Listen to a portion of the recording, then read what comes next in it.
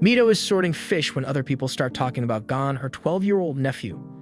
Gon is trying to catch the monstrous master of the swamp, a feat done 20 years ago by Mito's cousin and Gon's father, Jing. It is a seemingly impossible condition set by Mito, for she is reluctant to allow Gon to take the hunter exam. Gon catches the fish and brings it to the harbor to the amazement of the townspeople and to the dismay of Mito. The night before Gon sets out, Mito tries to convince Gon not to pursue the exam and become like his father. Gon replies by saying he wants to know why his father prefers to be a hunter so much that he left his own son in other people's care. The next morning, Mito and her grandmother bid Gon goodbye. After he shouts that he will be the best hunter, Gon is mocked by the ship passengers who are also going to the hunter exam site. He observes the applicants on board. Then he notices and helps Katsu, a crew member, being bullied by his mates. Gon then tells the captain that a storm is coming. When the captain asks how he knows, he says that the seabirds flying above them are warning each other of a huge storm. Gon confirms it by using his sense of smell. The captain is suddenly reminded of someone. While the storm rages, nearly every exam applicant on the ship is seasick except for Gon, Kurapika, and Leorio. The captain summons them and asks for their reasons for taking the hunter exam. Gon quickly answers that he wants to know why his father chose to be a hunter. Leorio and Kurapika refuse to reveal theirs. The captain promptly tells them that he is hired to trim down the number of hunter exam participants before they reach the exam site, thus he can pass or fail them depending on their response. Kurapika reveals that he wants to be a blacklist hunter to catch the phantom troop who annihilated his clan, the Kurta. Leorio wonders why Kurapika has to take the exam merely for revenge, to which Kurapika replies that a licensed hunter has unprecedented access to information and places, as well as the freedom to actions that are otherwise forbidden. Leorio then states that he wants money and the comfort and luxury it brings, like huge fortune and free use of public amenities. Kurapika comments upon his statement, and Leorio is ticked by Kurapika not properly addressing him, as Leorio-san several times already. He insults Kurapika's clan as disrespectful. This sparks animosity between the two, and they go out to the deck to duel. Meanwhile, the crew members try to stabilize the ship when Katsu is tossed and is about to fall from the ship, to which Leorio and Kurapika witness in horror. Suddenly, Gon jumps out of the ship to catch Katsu, and the other two promptly catch Gon's legs. The captain is impressed with them, and he promises to bring them to the port nearest to the exam site. Upon reaching Dal Harbor, the captain tells Gon that going to the cedar tree at the top of the hill behind the city will lead them to the exam site. Gon relays the information to Kurapika and Leorio, and they consult the map. They learn that the cedar tree is the opposite direction of Zabin City, the hunter exam site. Leorio says that there is a bus that directly goes to the city. Gon chooses to go towards the direction of the tree. Leorio bids goodbye as well and walks towards the bus stop when he overhears two senior applicants talking about the bus ride as merely a trap for new applicants. Leorio joins the other two, and they reach a small deserted town. Leorio comments that there is nobody around there, but Gon plainly states that there are plenty of them. A group of masked people appear and block the way with a stage where an old woman sits. She tells them that they have to undergo the quiz in order to reach the cedar tree. She posts a riddle requiring them to choose between two possible answers and giving the answer within 5 seconds. The three are taken aback by the question, for it is something that has no correct answer. Unfortunately, refusing to partake in the quiz will disqualify them from taking the exam. A scheming participant who overheard the conversation between the captain and Gon has followed the three and goes ahead to answer. The masked people let him by as he continues up the road. The old woman then poses a similar question to the three, angering Leorio even more. When the time is up and no one has given an answer, Leorio angrily grabs a wooden stick to hit the woman, but is stopped by Kurapika.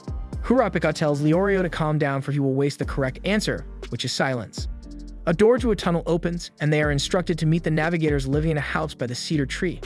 Upon reaching the cedar tree, they find the navigators, a couple, being attacked by a shape-shifting creature, the Kuriko. While Leorio tends to the wounded man, Gon and Kurapika go after the Kuriko who kidnaps the woman. They are able to keep up with the Kuriko, and Gon hits it with his fishing rod. The Kuriko drops the woman and is saved by Kurapika, but he notices a tattoo on her arm, and he becomes wary of her real identity. Leorio comes, stating that he has given the wounded man painkillers. Kurapika then attacks him. The fake Leorio turns out to be another Kuriko in disguise and asks how Kurapika knew. Kurapika states that even if he was Leorio, he would have still hit him for leaving a wounded person alone. The Kuriko leaves, and Kurapika asks the woman who she really is. Meanwhile, Gon loses sight of the Kuriko momentarily, then it appears, and he follows it. He loses sight of it again, then the Kuriko jumps from a tree and corners Gon. Gon is about to be hit when he flatly says that the Kuriko is not the one he is pursuing. The Kuriko laughs hysterically and calls out its partner.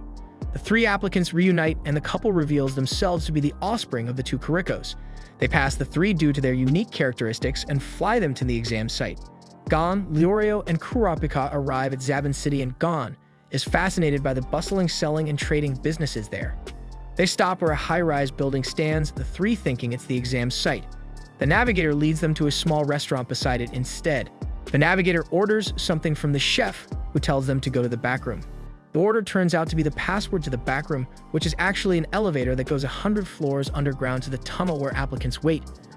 When they reach the tunnel, they are given identification numbers by Beans. Later, they are befriended by Tompa, also known as the Rookie Crusher. He tells them about the other applicants. The most notable is Hisoka, who merely killed an examiner from last year's examination. An applicant bumps into Hisoka without apologizing, and Hisoka does something that makes the applicant's arms disappear. Tompa then offers the three juice with laxatives. Gon and Leorio quickly detect that there is something wrong with the juice, saying that they might be expired already. Another rookie applicant, Killua, approaches Tompa and asks for another can of juice. He drinks it, then tells Tompa that poison does not affect him. Sadats, the first examiner, introduces himself and tells the participants to follow him through the tunnel as part of the first exam phase. The applicants have run continuously for 2 hours, a distance of over 30 kilometers from where they came from. Leorio starts to get exhausted, and he becomes irritated when he sees an applicant using his skateboard.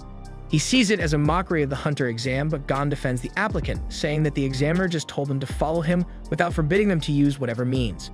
The applicant takes an interest in Gon and asks for Gon's age. Upon learning that they are of the same age, he jumps from and catches the skateboard with a maneuver, starts running alongside Gon, and introduces himself as Killua. Leorio, completely exhausted and covered in sweat, was on the verge of surrendering, and the rarity of rookies passing the exam was all the more affecting his enthusiasm. The urge to give up was approaching him until he looked at Gon, who had decided to wait till Leorio wills to move forward. Killua is waiting for Gon and tells him to forget Leorio and just continue, but Gon does not even move an inch, to Killua's incredulity. Leorio gains the motivation to catch up with the rest of the applicants and starts running even ahead of Gon and Killua. Sadats starts increasing his pace when they reach 80 kilometers, marked by a long, wide staircase. Leorio now catches up with Kurapika, who asks him if he is alright. Kurapika then asks Leorio if he really is after money, because he doesn't see Leorio as such a shallow person. Eliciting no answer, Kurapika shares to Leorio about the scarlet eyes of the Kurta clan as the reason for his clan's demise.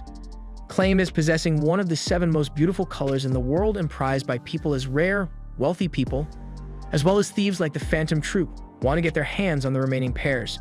Kurapika plans to become a blacklist hunter and be hired by wealthy families to get access to the black market, be able to collect his clan's eyes, and also avenge them from the Phantom Troop. Kurapika prods Leorio about his reason to be a hunter, but he says that he really is after the money. Leorio snaps back that his friend would not have died if he had money, then becomes embarrassed by the revelation and turns away. He wants to be a doctor to treat poor children for free, but realizes that he has to gain much more money to be able to study. Gon and Killua also share their reasons for taking the hunter exam. Killua joined for fun, thinking that the exam is challenging enough. Gon wants to be a hunter like his father. They agree to have a race to the exit, and the one to win will pay for dinner. They arrive at the exit ahead of Sadats. Gon proposes that since he and Killua won, they will treat each other to dinner. Other applicants come, and Sadats introduce them to the location as the Milsi Wetlands, also known as the Swindler's Swamp. He had just warned them about the creature's creative means to fool their victims when a man shows up and drives with him an unconscious ape with a face like Sadatsi's. He claims to be the examiner and accuses Sadats of being a masquerading man-faced ape. The applicants become confused, especially Leorio and Hanzo, a ninja. Hisoka then attacks the 2 examiners by throwing his blade-sharp cards. The man with the ape is killed and is eaten by scavenger birds. However, Sadats catches the cards with his bare hands, proving himself to be the real examiner, and warns Hisoka not to attack him again, lest he wants to be disqualified. He then tells the applicants to follow him into the swamp. As the applicants run through the Milsi Wetlands, Killua urges Gon for them to run ahead. Gon agrees so they can follow